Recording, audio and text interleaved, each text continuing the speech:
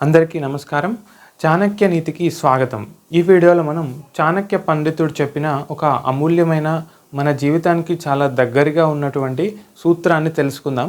ఈ సూత్రం మీలో ఎంతమందికి రిలేట్ అయిందో, మీ ఫ్రెండ్స్ అండ్ ఫ్యామిలీలో ఎంతమంది ఈ యొక్క వ్యసన బారిన ఉన్నారో, వాళ్ళ విజయానికి ఈ యొక్క అంశం ఎంతవరకు ఆటంకంగా నిలుస్తుందో మీరు ఒకసారి గమనించి కామెంట్ బాక్స్లో తప్పకుండా చెప్పండి. But after completely watching this video, so Chanakya Pandit says నా కామాసక్తస్య కార్యానుష్ఠానం. నా కామాసక్తస్య కార్యానుష్ఠానం అంటే కామాసక్తుడు ఏ పని చేయలేడు అని చాణక్యుడు చెప్తున్నారు. So as we discussed in the previous video, చాణక్యుడు ఏదైనా ఒక మాట అన్నాడంటే దానికి ఎంతో అర్థం ఉంటుంది, దానికి ఎంతో నిజమైనటువంటి అప్లికేషన్ ఉంటుంది. సో కామాసక్తుడు అంటే ఏంటి? సో ఇప్పుడు బేసికల్గా ఈ ప్రపంచం మొత్తం నడుస్తుంది స్త్రీ పురుష సంబంధంతోనే. కరెక్ట్, ఒప్పుకుంటారా? ఖచ్చితంగా ఒప్పుకోవాల్సిందే. ఎందుకంటే ఈ ప్రపంచంలో ఉన్నటువంటి వస్తువులైనా, మేడలైనా, మిద్దెలైనా చివరికి మనం ఎండ్ ఆఫ్ ది డే చూస్తే అందరూ స్త్రీ పురుష ఆకర్షణ వైపే పరుగులు తీస్తున్నారు. స్త్రీ పురుషుని వైపు ఆకర్షితం అవుతుంది, పురుషుడు స్త్రీ వైపు ఆకర్షితం అవుతున్నాడు. ఈ విధంగా ఎంతోమంది తమ జీవితాలను ఉన్న స్థాయి నుంచి దిగజారిపోయిన వాళ్ళని మనం చూస్తున్నాం. ఉన్నత స్థాయి నుంచి అధమ స్థాయికి పడిపోయిన వాళ్ళని కూడా మనం చూస్తున్నాం. Just because of the lusty desires many people fell down from their topest position to the lowest position in this world. So we may see politicians having 2-3 wives, we may see in the society చాలా మందికి ఒకరికంటే ఎక్కువ భార్యలు ఉండడం. we may see in the society ఒకరు అక్రమంగా సంబంధాలు maintain చేయడం. ఎందుకు ఇదంతా? ఎందుకంటే కామాసక్తి అంటే మన స్త్రీ పురుష ఆకర్షణ.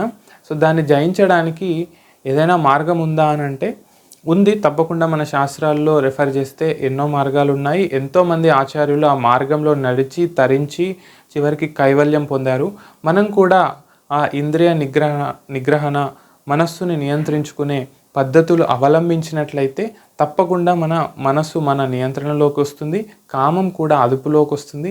ఎప్పుడైతే కామాన్ని విశృంఖలంగా మనం ప్రదర్శిస్తామో అప్పుడు అది సమాజంలో అధర్మానికి దారితీస్తుంది. సమాజంలో ఎటు చూసిన అల్లర్లు, అఘాయిత్యాలు మనం తరచు చూస్తూ ఉంటాం న్యూస్ పేపర్స్లో, న్యూస్ ఛానల్స్లో. కాబట్టి అలా అధర్మ సమాజాన్ని మనము మన భావితరానికి అందించకుండా ఉండాలి అని అంటే మనము కామాసక్తిని విడనాడాలి. కేవలం ఏ కామం అయితే ధర్మంతో ముడిపడి ఉందో ఆ కామానికి మాత్రమే మనం పరిమితం అవ్వాలి. అది కూడా శాస్త్ర గురు నిర్దేశితంగా మాత్రమే మనము అందులో ఎంతవరకు నిమగ్నం అవ్వాలో, ఎంతవరకు మన మనస్సుని అందులో పెట్టాలో అంతవరకు మాత్రమే పెడుతూ ముందుకెళ్ళినప్పుడు మాత్రమే మనము జీవితంలో విజయం సాధించగలుగుతాము. ఇటు భౌతికంగాను ఇటు ఆధ్యాత్మికంగాను మన విజయము తప్పనిసరి అవుతుంది అప్పుడు. లేదంటే చాలా కష్టం. కామాసక్తి ఉన్నవాడు ఏ పని చేయలేడు. అతను తింటున్నా, పడుకుంటున్నా, నడుస్తున్నా, పరిగెత్తుతున్నా, ఆఫీస్కి వెళ్తున్నా,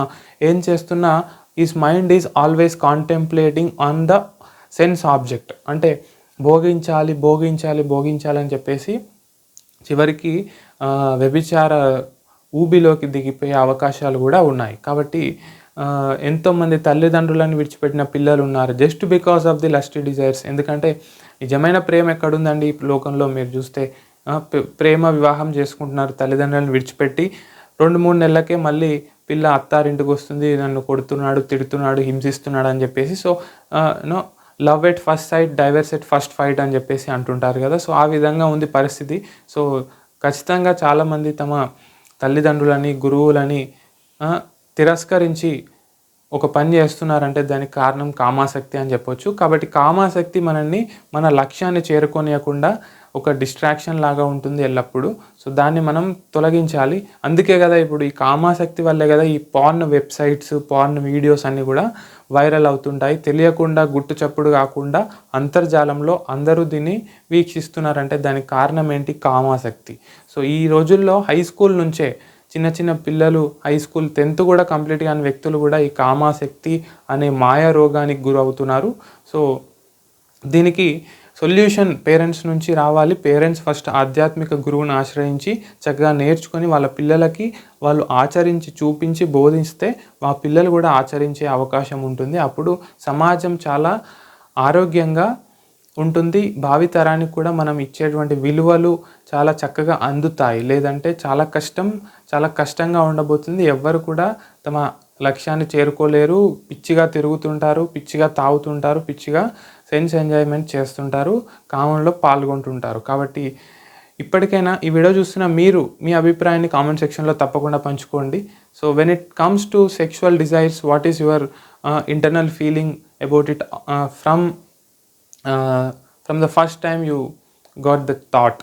అంటే ఎలాంటి ఆలోచనలు మీకు వస్తుంటాయి, ఎలాంటి చర్యలతో మీరు దాన్ని ఫైట్ చేస్తారు? What are various tips you want to give to my audience? So do drop your comment in the below section. So thank you so much. I will catch you in the next video. Until then, bye bye, take care, keep smiling. I wish you all the best. మీరు జీవితంలో ఉన్నత స్థానానికి ఎదగాలని ఆశిస్తూ signing off.